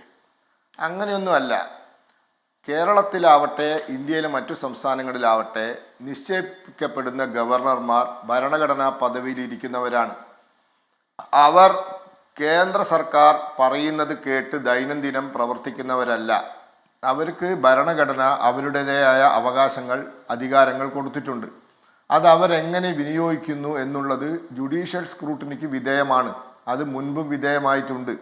അപ്പോൾ ഏതെങ്കിലും ഒരു ഗവർണറുടെ ഭാഗത്ത് നിന്ന് വീഴ്ചയുണ്ടായിട്ടുണ്ടെങ്കിൽ സുപ്രീം കോടതി അത് തിരുത്തുമ്പോൾ ഭാവിയിൽ അതൊരു പാഠപുസ്തകമാണ്, അല്ലെങ്കിൽ അത് ഭരണഘടനാ ബെഞ്ചിൻ്റെ വിധിയാവുമ്പോൾ വ്യാഖ്യാനമാകുമ്പോൾ ഭരണഘടനയുടെ ഭാഗമാകും. ഇവിടെ കാലതാമസത്തെ പറ്റി ഒരു ബില്ല് എത്ര കാലത്തിനുള്ളിൽ ഒപ്പിടണം, അല്ലെങ്കിൽ തിരിച്ചയക്കണം, അല്ലെങ്കിൽ പ്രസിഡന്റിന് അയച്ചു കൊടുക്കണം എന്നതിനെപ്പറ്റി കൃത്യമായ ഒരു കാലാവധി നിശ്ചയിച്ചിട്ടില്ലായിരുന്നു. അത് ചില ഗവർണർമാർ പെട്ടെന്ന് ഒപ്പിടും, ചില ഗവർണർമാർ താമസിച്ചൊപ്പിടും. അപ്പോൾ അത് ചില ഗവർണർമാർ താമസിച്ചൊപ്പിടുന്നത് സുപ്രീം കോടതി തെറ്റാണെന്ന് ചൂണ്ടിക്കാണിച്ചിരിക്കുന്നു. ഇത് കേന്ദ്ര സർക്കാർ അല്ല അതിന് ഉത്തരവാദി. കേന്ദ്ര സർക്കാർ ചെയ്യുന്ന പ്രവൃത്തിയല്ല, ഗവർണർ ചെയ്യുന്ന പ്രവൃത്തിയെ മുകളിലുണ്ടാവുന്ന ജുഡീഷ്യൽ സ്ക്രൂട്ടിനിയാണ്. ഇതെല്ലാം കേന്ദ്രത്തിൻ്റെ തലയിൽ കെട്ടിവെക്കണ്ട. ഗവർണർ ചെയ്യുന്ന ഓരോ പ്രവൃത്തിയും കേന്ദ്രത്തിൻ്റെ തലയിൽ കെട്ടിവെക്കണ്ട. ഗവർണർ ചെയ്യുന്ന, കേന്ദ്രം പറഞ്ഞിട്ട് ചെയ്യുന്നൊരു പ്രവൃത്തി എന്ന് പറയുന്നത് ഈ സർക്കാരുകളെ പിരിച്ചുവിടുന്നതാണ്. അത് കേന്ദ്രം റിപ്പോർട്ട് ചോദിക്കും. അപ്പോൾ സംസ്ഥാനത്ത് ക്രമസമാധാന തകർച്ചയുണ്ടായി എന്നുള്ള ഗവർണറുടെ റിപ്പോർട്ടിൻ്റെ അടിസ്ഥാനത്തിൽ കേന്ദ്ര സർക്കാർ അവിടെ രാഷ്ട്രപതി ഭരണം സർക്കാരിനെ പിരിച്ചുവിടാൻ ഒരു ശുപാർശ ചെയ്യും. അവിടെ ഒരു ഗവർണർ റിപ്പോർട്ട് വരുന്നുണ്ട്, അവിടെ ഒരു കമ്മ്യൂണിക്കേഷൻ വരുന്നുണ്ട്. ഇവിടെ ഇങ്ങനത്തെ ഒരു വിഷയത്തിലും കേന്ദ്ര സർക്കാരിന് ഒരു കമ്മ്യൂണിക്കേഷനും ഔദ്യോഗികമായി ഗവർണർ അയക്കുന്നില്ല. ആകെ അയക്കുന്നത് പ്രസിഡന്റിന് ഈ നിയമം അയച്ചു കൊടുക്കുന്ന കമ്മ്യൂണിക്കേഷനാണ്. അതും ക്യാബിനറ്റിനോ അല്ലെങ്കിൽ കേന്ദ്ര സർക്കാരിനോ ആഭ്യന്തര വകുപ്പിനോ അല്ല അയക്കുന്നത്, പ്രസിഡന്റിനാണ് അയക്കുന്നത്. അവിടെ കമ്മ്യൂണിക്കേഷൻ നേരിട്ട് രാഷ്ട്രപതിക്കാണ്. ഗവർണർ കേന്ദ്ര സർക്കാരിന് കമ്മ്യൂണിക്കേഷൻ അയക്കുന്ന ഏറ്റവും വലിയൊരു സംഭവം എന്ന് പറയുന്നത് സർക്കാരുകളെ പിരിച്ചുവിടുന്നതുമായി ബന്ധപ്പെട്ടിട്ടാണ്. അത് ഏറ്റവും കൂടുതൽ ദുരുപയോഗം ചെയ്തത് കോൺഗ്രസ്സുകാരാണ്. ഇപ്പോൾ ആ കോൺഗ്രസ്സുകാരെ കെട്ടിപ്പിടിച്ചിട്ടാണ് കമ്മ്യൂണിസ്റ്റുകാർ നടക്കുന്നത്. അപ്പോൾ ആ കോൺഗ്രസ്സുകാരൻ്റെ തോളയിൽ നിന്നുകൊണ്ടാണ് ഞങ്ങളെന്തോ വലിയ തെറ്റ് ചെയ്തു എന്ന് പറയുന്നത്. ഇത് ഗവർണറുടെ സ്വതന്ത്ര അധികാരമാണ്. അതിൽ അദ്ദേഹം വീഴ്ച വരുത്തിയിട്ടുണ്ടെങ്കിൽ ആ തെറ്റ് തിരുത്താൻ കോടതിക്ക് അധികാരമുണ്ട്. അത് സ്വാഭാവികമാണ്. അപ്പൊ ഇതൊക്കെ എല്ലാം കേന്ദ്രത്തിന്റെ തലയിൽ കെട്ടിവെക്കണ്ട. അങ്ങനെയാണെങ്കിൽ പലതും പറയാനുണ്ടാവും. അല്ല, ശ്രീ പത്മനാഭൻ, എന്തുകൊണ്ടാണ് ഈ തിരഞ്ഞെടുക്കപ്പെട്ട നിയമസഭകളുടെ ബില്ലുകൾ പിടിച്ചുവെക്കുന്ന ഒരു സമ്പ്രദായം, ഒരു രീതി BJP ഇതര സർക്കാരുകൾ ഭരിക്കുന്ന സംസ്ഥാനങ്ങളിൽ മാത്രം നടക്കുന്നത്? അല്ല, അതിന് കുറേ നിയമപരമായ തർക്കങ്ങളുണ്ട്. ഇപ്പം ഞാനൊരു കാര്യം പറയും. ഇപ്പം തമിഴ്നാട്ടിലെ 7 ബില്ല്, ഇപ്പോൾ യൂണിവേഴ്സിറ്റി ബില്ല് വന്നല്ലോ. ഈ ബില്ല് പാസ്സായിട്ട് എന്താ കാര്യം? സുപ്രീം കോടതി പറഞ്ഞില്ലേ, if there is a conflict between UGC regulations and state enacted laws then the UGC regulation will stand. അല്ലേ? Doctor Sreejith versus doctor Rajasree കേസിൽ പറഞ്ഞില്ലേ? അപ്പോൾ തമിഴ്നാട് സർക്കാർ ഈ നിയമമൊക്കെ പാസ്സാക്കിയിട്ട് എന്താ കാര്യം? UGC റെഗുലേഷൻസിന് വിരുദ്ധമായ നിയമമാണ്, വകുപ്പുകൾ ഉണ്ടെങ്കിൽ ഏതാ നിലനിൽക്കുക? സുപ്രീം കോടതി തന്നെ പറഞ്ഞു UGC റെഗുലേഷൻസ് നിലനിൽക്കുക. അപ്പോൾ ഈ യൂണിവേഴ്സിറ്റി ലോ എന്ന് പറയുന്നത് UGC റെഗുലേഷൻസിനെതിരായി കൊണ്ടുവന്ന നിയമങ്ങൾ, ആ നിയമങ്ങൾ ഇനി നിലനിൽക്കില്ല, അതിന് നിയമസാധുതയില്ല. UGC റെഗുലേഷൻസ് ആണ് നിൽക്കുക, അത് സബോർഡിനേറ്റ് രജിസ്ട്രേഷൻ ആണെങ്കിൽ കൂടി അതാണ് നിൽക്കുക എന്ന് സുപ്രീം കോടതി പറഞ്ഞില്ലേ? അപ്പോൾ ഈ ബഹളം പിന്നെ എന്തിനുണ്ടാക്കുന്നത്? ഇപ്പം ഞാൻ പറഞ്ഞേ, ഗവർണർമാരുടെ ഭാഗത്തു നിന്നും അനാവശ്യമായ കാലതാമസം ഉണ്ടായിട്ടുണ്ട്. അത് അങ്ങനെ ഒരു അഭിപ്രായം കോടതിക്ക് ഉണ്ടെങ്കിൽ ആ അഭിപ്രായത്തെ നമ്മൾ മാനിക്കുന്നു. അത് ഗവർണറും കോടതിയും തമ്മിലുള്ള പ്രശ്നം. കേന്ദ്ര സർക്കാരിന് അതിലെന്താ ചെയ്യുന്നത്? കേന്ദ്ര സർക്കാർ ഇതിൽ ദൈനംദിന കാര്യത്തിൽ ഇടപെടുന്നില്ല. ഇടപെടട്ടെ. അതായത് ഇപ്പൊ തമിഴ്നാട്ടിൽ എന്തായിരുന്നു MK സ്റ്റാലിൻ പറഞ്ഞത്? അതായത് ജനങ്ങളാൽ തിരഞ്ഞെടുക്കപ്പെടുന്ന ഒരു സർക്കാരിന് VCയെ നിയമിക്കാനുള്ള അധികാരമുണ്ട്. അതല്ലെങ്കിൽ അത് ജനാധിപത്യ മൂല്യങ്ങൾക്ക് ചേർന്നതല്ല. അതായിരുന്നല്ലോ രവിയുമായിട്ടുണ്ടായിരുന്ന തർക്കത്തിന്റെ കാതൽ. പഞ്ചാബിലും സമാനമായ സാഹചര്യമായിരുന്നു.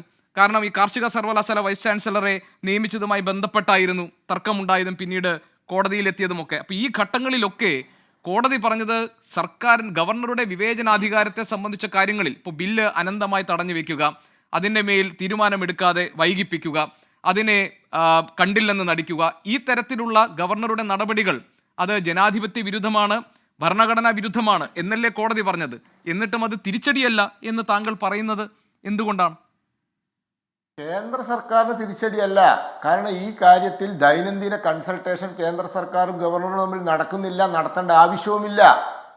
ഇത് കേന്ദ്ര സർക്കാർ ഉപദേശിച്ചിട്ട് അങ്ങനെ ചെയ്യും ഇങ്ങനെ ചെയ്യും എന്ന് പറഞ്ഞിട്ട് ചെയ്യേണ്ട കാര്യമല്ല. ഇത് ഗവർണറുടെ സ്വന്തം അധികാരമാണ്. അത് നടപ്പിലാക്കുന്നതിൽ വീഴ്ച വരുത്തിയിട്ടുണ്ടെങ്കിൽ കോടതിക്ക് തിരുത്താം. ഇപ്പോൾ പഴയ പോലെ ഇവിടെ പറഞ്ഞല്ലോ, പഴയ പോലെ SR ബൊമ്മ കേസിൽ വന്നതിന് ശേഷം സർക്കാരുകളെ പിരിച്ചുവിടുന്ന കാര്യത്തിൽ ചില നിബന്ധനകൾ വന്നു. ആ നിബന്ധന ആദ്യം നടപ്പിലാക്കിയത് എവിടെ അറിയോ? ഈ കമ്മ്യൂണിസ്റ്റുകാർ കൂടി കൈയടിച്ചിട്ട് കൊണ്ടുവന്നൊരു സർക്കാരുണ്ട്, ഐക്യ ഗുജറാൾ സർക്കാർ.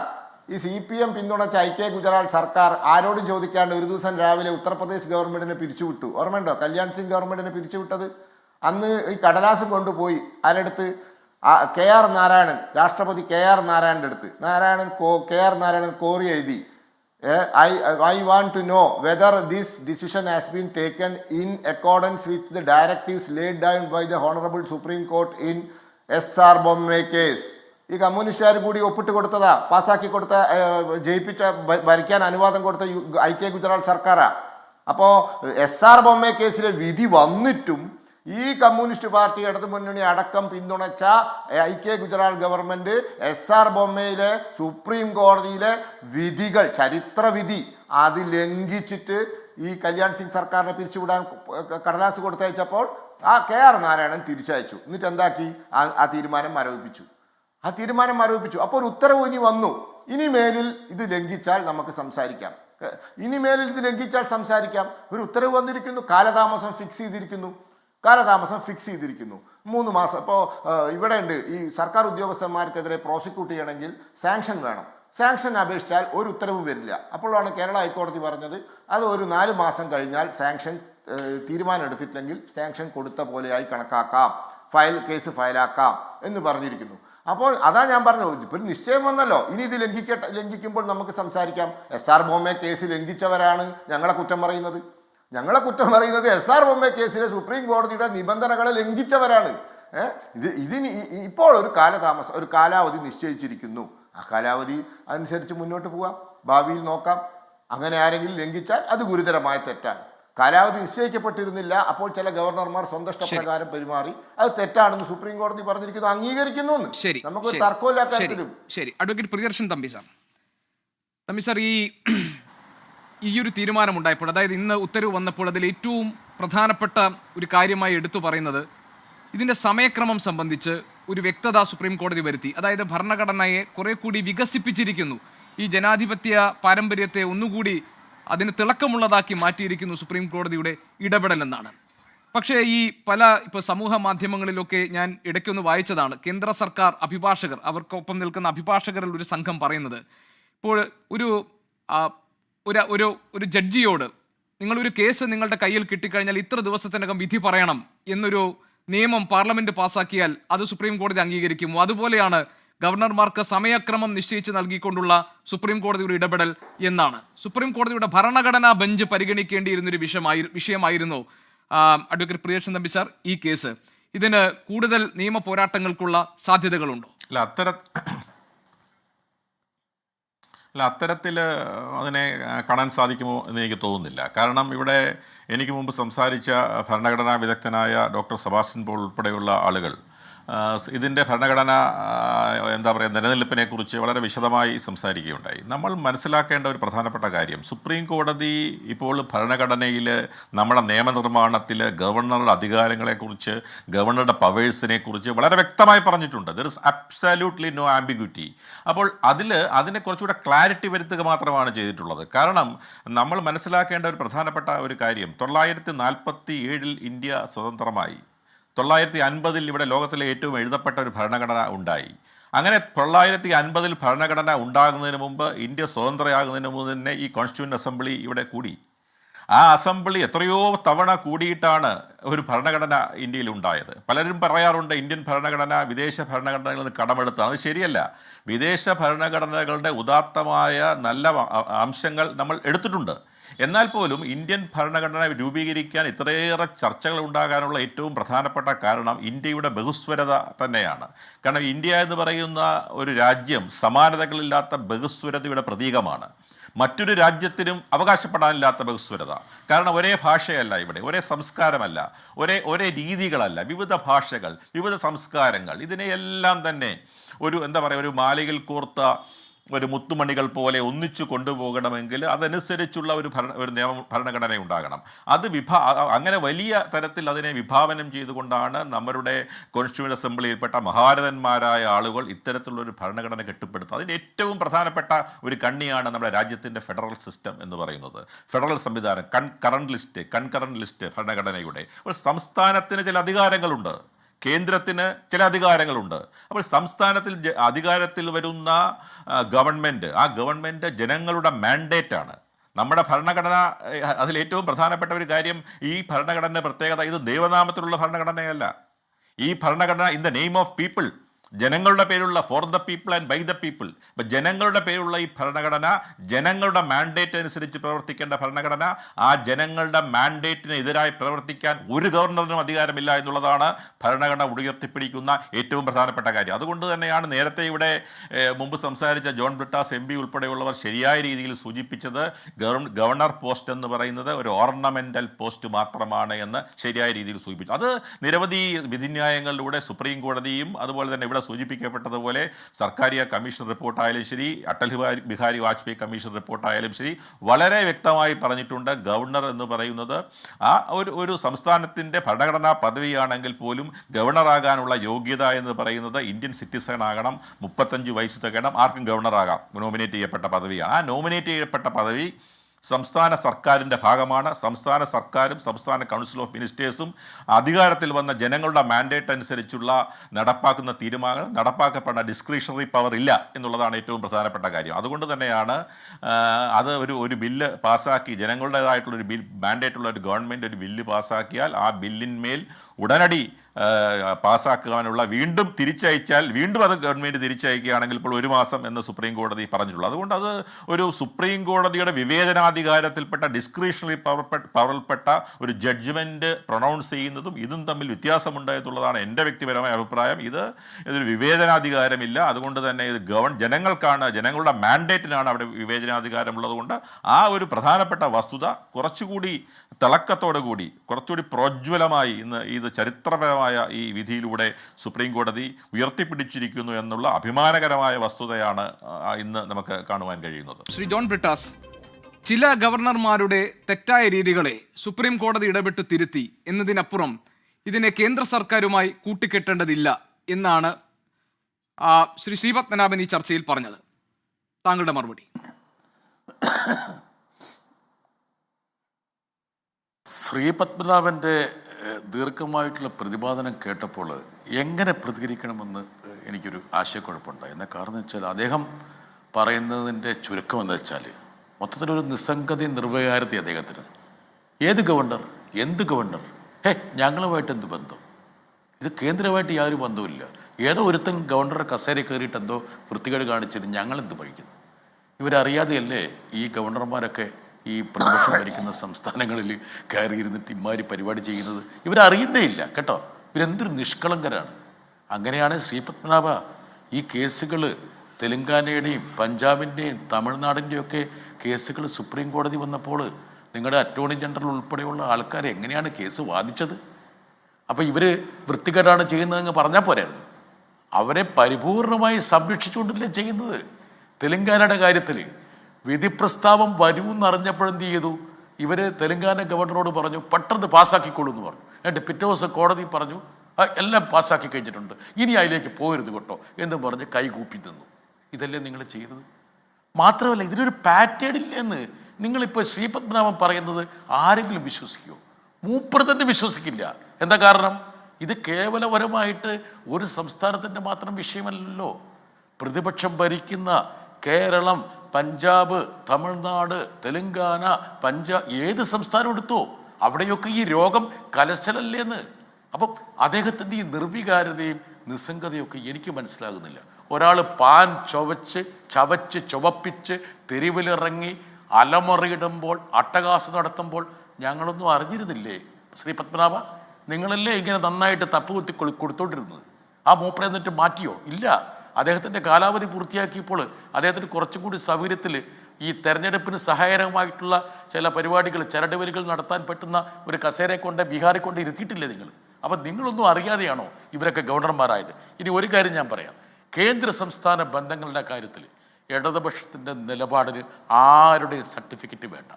അതായത് ഈ ഗവർണറുടെ അല്ലെങ്കിൽ കേന്ദ്രത്തിൻ്റെ അധികാര ദുർവിനിയോഗത്തിൻ്റെ ഇരയാണ് ഞങ്ങൾ.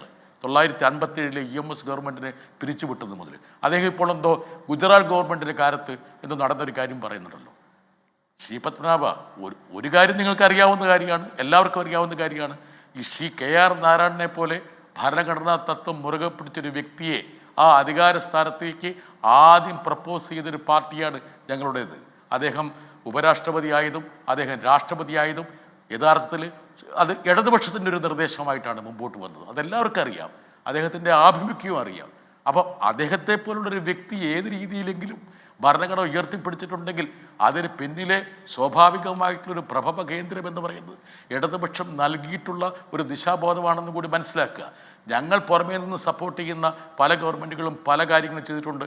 അതിനോടൊന്നും പൂർണ്ണമായും ഞങ്ങൾക്ക് യോജിപ്പില്ല എന്നുള്ള കാര്യം അന്നും വ്യക്തമാക്കിയിട്ടുണ്ട്. പക്ഷേ ഇനി നിങ്ങളുടെ തന്ത്രം പറയാം, നിങ്ങളുടെ തന്ത്രം ഞാൻ പറയാം. അതായത് കഴിഞ്ഞ 10 വർഷക്കാലത്തിനിടയ്ക്ക് 814 MLA-മാരെയും MP-മാരെയും ഇവർ കൂറുമാറ്റി. എത്രയോ സംസ്ഥാനങ്ങളുടെ അധികാരം ഇവർ അട്ടിമറിച്ചു, ഗോവ ഉൾപ്പെടെ. നിങ്ങൾക്ക് അട്ടിമറിക്കാൻ പറ്റാതെ വരുമ്പോൾ, നിങ്ങൾക്ക് വിലക്കെടുക്കാൻ പറ്റാതെ വരുമ്പോൾ, ED-യെയും CBI-യെയും ഈ ഇൻകം ടാക്സിനെ ഉപയോഗിച്ച് ജനപ്രതിനിധികളെ വാഷിംഗ് മെഷീനിലേക്ക് പ്രവേശിപ്പിക്കാൻ കഴിയാതെ വരുമ്പോൾ നിങ്ങൾ എന്ത് ചെയ്യും? നിങ്ങൾ ഉടനെ ഗവർണറെ ഇറക്കും. ഈ പറഞ്ഞ പാൻ ചവച്ച് ചുവപ്പിച്ച ഗവർണർമാരെ മുമ്പിലേക്ക് ഇറക്കി വെക്കും. എന്തിനു വേണ്ടിയിട്ടാണ്? ആ സംസ്ഥാനത്തിൻ്റെ അധികാരത്തെ, ആ ഭരണത്തെ നിങ്ങൾക്ക് നിർവീര്യമാക്കാൻ വേണ്ടി. ഇത് കേവലപരമായിട്ട് ഈ ഒരു കാര്യത്തിൽ മാത്രമല്ല ഗോപികൃഷ്ണൻ, നിങ്ങൾ ചിന്തിക്കുക. സാമ്പത്തികമായിട്ട് ആ സർക്കാരുകളെല്ലാം വെറുപ്പൂട്ടിക്കും. ഇവർ ഓരോ കൊസ്രാക്കൊള്ളി പരിപാടിയായിട്ട് വരും. ആ പരിപാടി മുഴുവൻ സംസ്ഥാന ഗവൺമെൻറ് നടപ്പിലാക്കിയില്ലെങ്കിൽ നമുക്ക് കിട്ടേണ്ട വിഹിതം ഇവർ തടഞ്ഞു വെക്കും. നോക്കുക, സമഗ്ര ശിക്ഷ ഉൾപ്പെടെ, NHM ഉൾപ്പെടെ കോടാനുകോടി ഉറുപ്പിക നിങ്ങൾ നോക്കുക. ആരുടെയാണ് തടഞ്ഞു വെക്കുന്നത്? പ്രതിപക്ഷം ഭരിക്കുന്ന സംസ്ഥാനങ്ങളുടെ. പിന്നെ ഇവരൊരു കാര്യം പറഞ്ഞു, UGC റെഗുലേഷനെ കുറിച്ച് പറഞ്ഞു. ഒരുപക്ഷെ ഇവിടെ ഇരിക്കുന്ന ചിലർക്കെങ്കിലും അറിയാവുന്ന ഒരു കാര്യം ഞാൻ പറയാം. 2013 നരേന്ദ്രമോദി ഗുജറാത്ത് മുഖ്യമന്ത്രിയായിരിക്കുമ്പോൾ കൊണ്ടുവന്നൊരു ബില്ലുണ്ട്. എന്താണെന്നറിയോ ശ്രീ പത്മനാഭ? Gujarat university bill. എന്തിനു വേണ്ടിയാണ് അറിയാമോ? അതായത് ഗവർണറെ ചാൻസലർഷിപ്പിൽ നിന്ന് മാറ്റാൻ വേണ്ടി മുഖ്യമന്ത്രിയായിരുന്ന നരേന്ദ്രമോദി കൊണ്ടുവന്ന ബില്ലാണ്. ആ ബില്ല് പിന്നീട് നരേന്ദ്രമോദി പ്രധാനമന്ത്രി ആയിരിക്കുമ്പോൾ രാഷ്ട്രപതിയുടെ അംഗീകാരം കൊടുത്തില്ലേ? നിങ്ങൾ ചെയ്ത ഒരു കാര്യം, നിങ്ങൾ കൊണ്ടുവന്ന ബില്ലിന് വ്യത്യസ്തമായിട്ട് എന്ത് ബില്ലാണ് ശ്രീ പത്മനാഭ കേരള ഗവൺമെൻറ് തമിഴ്നാട് ഗവൺമെൻറ്റും കൊണ്ടുവന്നത്? നിങ്ങളുടെ മോഡിക്ക് ഗുജറാത്ത് നിയമസഭയിൽ പാസ്സാക്കാൻ കഴിഞ്ഞൊരു ബില്ല് ഞങ്ങളുടെ നിയമസഭയിൽ പാസ്സാക്കാൻ പറ്റില്ല എന്ന് നിങ്ങൾക്ക് എന്തുകൊണ്ടാണ് പറയാൻ പറ്റുന്നത്? അപ്പം ഗുജറാത്തിൽ മാത്രം മതിയോ ജനഹിതവും ജനാധിപത്യവും? കേരളത്തിലും തമിഴ്നാട്ടിലും തെലുങ്കാനയിലൊന്നും വേണ്ടേ? പിന്നെ നിങ്ങൾ ഈ ഭരണഘടനാ തത്വം പറയുമ്പോൾ കഴിഞ്ഞ ദിവസം സുപ്രീം കോടതി പറഞ്ഞൊരു കാര്യമുണ്ട്.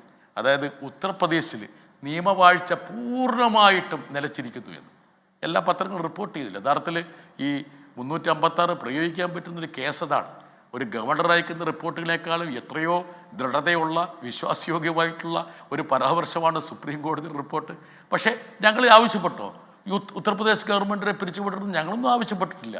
പിരിച്ചുവിടേണ്ട കാര്യമില്ല. നിങ്ങൾ നിയമലംഘനമൊക്കെ ഒഴിവാക്കി നിയമവാഴ്ച ഒന്ന് ഉറപ്പുവരുത്തിയാൽ മതി. അതുകൊണ്ട് ചുരുക്കി പറഞ്ഞാൽ ഇത്രയാണ്. അതായത് ഭരണഘടന വിഭാവനം ചെയ്യുന്ന ഫെഡറൽ തത്വങ്ങളെ മാനിക്കാനുള്ള മര്യാദ BJP ഗവൺമെന്റ് കാണിക്കണം. ശരി ശ്രീ ജോൺ ബ്രിട്ടാസ്. ശ്രീ പത്മനാഭൻ, കേന്ദ്ര സർക്കാരിന് പഠിക്കാൻ ചില കാര്യങ്ങളുണ്ട് ഈ വിധിയിൽ നിന്ന്. അതാണ് ശ്രീ ജോൺ ബ്രിട്ടാസ് പറഞ്ഞത്. താങ്കളുടെ മറുപടി? അല്ല, ജോൺ ബ്രിട്ടാസിന് പഠിക്കാൻ കുറേ കാര്യങ്ങളുണ്ട്. ജോൺ ബ്രിട്ടാസ് പറയുന്നത് കേട്ടു, ഞങ്ങൾ MLA-മാരെ വിലക്കി വാങ്ങി. ജോൺ ബ്രിട്ടാസെ, നിങ്ങൾ പശ്ചിമ ബംഗാളിൽ വട്ടപ്പൂജ്യമായത് ഞങ്ങൾ MLA-മാരെ വിലക്കി വാങ്ങിയിട്ടാണോ? ആണോ? BJP CPM-ൻ്റെ MLA-മാരെ വിലക്കി വാങ്ങിയിട്ടാണോ പശ്ചിമ ബംഗാളിൽ MLA MP ഒന്നും ഇല്ലാതെ വട്ടപ്പൂജ്യമായത്? നിങ്ങൾ ത്രിപുരയിൽ തുമ്പും വാലും ഇല്ലാണ്ടായത് ഞങ്ങൾ MLA-മാരെ വിലക്കി വാങ്ങിയിട്ടാണോ? ആണോ? നിങ്ങളെ MLA-മാരെ ആരെങ്കിലും ഞങ്ങൾ വിലക്കി വാങ്ങിനോ? ഗവർണർ ഇടപെട്ട് പിരിച്ചുവിട്ടതാണോ നിങ്ങളെ ത്രിപുര ഗവൺമെൻറ്റിനെ? നിങ്ങൾ തുമ്പും വലില്ലാണ്ടായത് അങ്ങനെയാണോ? പിന്നെ അങ്ങൊരു ഈ ഗവർണറുടെ വായയിലെ പാന് നോക്കി നടക്കുക. ഗവർണറുടെ വായയിലെ പാനല്ല നോക്കേണ്ടത്, മുഖ്യമന്ത്രിയുടെ മകളുടെ കയ്യിലെ അഴിമതിക്കറ നോക്കൂ. കേരള സംസ്ഥാനം മാത്രമേ ഉള്ളൂ ഇനിയിപ്പോൾ കയ്യിൽ. അവിടെ മുഖ്യമന്ത്രിയുടെ മകൾ സർക്കാരിന് ഷെയറുള്ള കമ്പനിയിൽ നിന്ന് മാസപ്പടി വാങ്ങിയ കേസിൽ പ്രതിയ കുറ്റപത്രം ഫയൽ ചെയ്ത് കഴിഞ്ഞു. നിങ്ങൾ നാട്ടുകാരെ മുഴുവൻ ഉപദേശിക്കുന്നുണ്ടല്ലോ, പഴയ ഗവർണറുടെ വായയിലെ പാന് നോക്കുന്നുണ്ടല്ലോ. അത് നോക്കണ്ട, അങ്ങോരുടെ വായയിലെ പല്ലിൻ്റെ കറ അങ്ങോരങ്ങ് ഡെന്റിസ്റ്റിനെ കണ്ട് ക്ലിയർ ചെയ്തോളൂ. നിങ്ങൾ മുഖ്യമന്ത്രി, നിങ്ങളുടെ ഏക മുഖ്യമന്ത്രി ഇന്ത്യ രാജ്യത്ത് ഇനി ഇത് മാത്രമേ ബാക്കിയുള്ളൂ. ഇവിടുത്തെ മുഖ്യമന്ത്രിയുടെ മകളുടെ കയ്യിൽ അഴിമതിയുടെ കറ പുരണ്ടിരിക്കുകയാണ്. അത് കഴുകിക്കളയാൻ നോക്ക്. അപ്പം എനിക്ക് ഇത്രയേ പറയാനുള്ളൂ. ഞങ്ങൾ ഈ കാര്യത്തിൽ ഗവർണർക്ക് നിർദ്ദേശം കൊടുത്തു, ഇന്നെന്ന പോലെ ചെയ്യണം എന്ന് നിർദ്ദേശം കൊടുത്തു എന്ന് ആർക്കെങ്കിലും പറയാൻ പറ്റുമോ? ആർക്കും പറയാൻ പറ്റില്ല. ഗവർണറുടേതായ അധികാരം ഉപയോഗിച്ച് പെരുമാറുന്നു. അതിന് സുപ്രീം കോടതിയുടെ ശാസനം വന്നാൽ, തിരുത്തൽ വന്നാൽ അത് സ്വീകരിക്കണം. പിന്നെ കാലതാമസത്തിൻ്റെ കാര്യത്തിൽ നിലവിൽ നിയമമില്ലല്ലോ. നിലവിൽ നിയമമുണ്ടോ? നിലവിൽ ഭരണഘടനയിലെ 200-ൽ പറയുന്നില്ല ഇത്ര ദിവസത്തിനുള്ളിൽ ചെയ്യണമെന്ന്. അപ്പോൾ അവിടെ ഒരു ആംബിഗ്വിറ്റി വന്നപ്പോൾ കോടതി ഒരു ക്ലാരിറ്റി കൊണ്ടുവന്നു. ആ ക്ലാരിറ്റി അംഗീകരിക്കണം.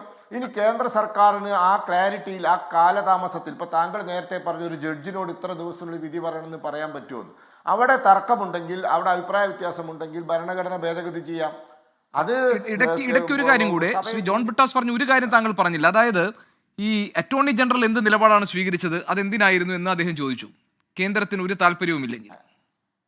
അല്ല, attorney general is the duty of the attorney general to argue for the governor. Governor സ്വന്തം കീശയിൽ നിന്ന് പൈസ ചെലവാക്കി സ്വകാര്യ വക്കീലിനെ വെക്കുന്ന ചരിത്രം ഇന്ത്യയിൽ ഉണ്ടായിട്ടില്ല. നമ്മുടെ ക്രമം അങ്ങനെയാണ്, നമ്മുടെ രീതി അങ്ങനെയാണ്, അതാണ് നിയമം. രാഷ്ട്രപതിക്കെതിരെ കേസ് വന്നാൽ അറ്റോർണി ജനറൽ വരും. നമ്മുടെ എന്താ പറയുക, പ്രസിഡന്റ് ഓഫ് ഇന്ത്യക്കെതിരെയോ യൂണിയൻ ഓഫ് ഇന്ത്യക്കെതിരെയോ അതിൻ്റെ രാഷ്ട്രപതി അപ്പോയിന്റ് ചെയ്ത ഗവർണർക്കെതിരെയോ കേസ് വന്നാൽ അറ്റോർണി ജനറൽ വരും. അത് ഇന്നലെ ഈ കഴിഞ്ഞ ദിവസം തുടങ്ങിയ കീഴ്വഴക്കമല്ല. ഈ രാജ്യത്ത് ഭരണഘടനയ്ക്ക് അനുസൃതമായ നിയമം തുടങ്ങിയ അന്ന് മുതൽ വന്ന കീഴ്വഴക്കമാണ്. അല്ലാന്ന് പറയട്ടെ, ഏതെങ്കിലും ഒരു സംഭവം പറയട്ടെ, എല്ലാ കേസിലും അറ്റോർണി ജനറൽ ഹാജരാവും, അത് സ്വാഭാവികമാണ്. അതും എന്തോ വലിയ സംഭവമാണ്. അത് ഈ കമ്മ്യൂണിസ്റ്റുകാർ ഇന്ത്യ ഭരിച്ചിട്ടില്ലല്ലോ, ഇന്ന് വരെ ഇന്ത്യ ഭരിച്ചിട്ടില്ല, എന്നിട്ട് ഭരിക്കാനും പോകുന്നില്ല.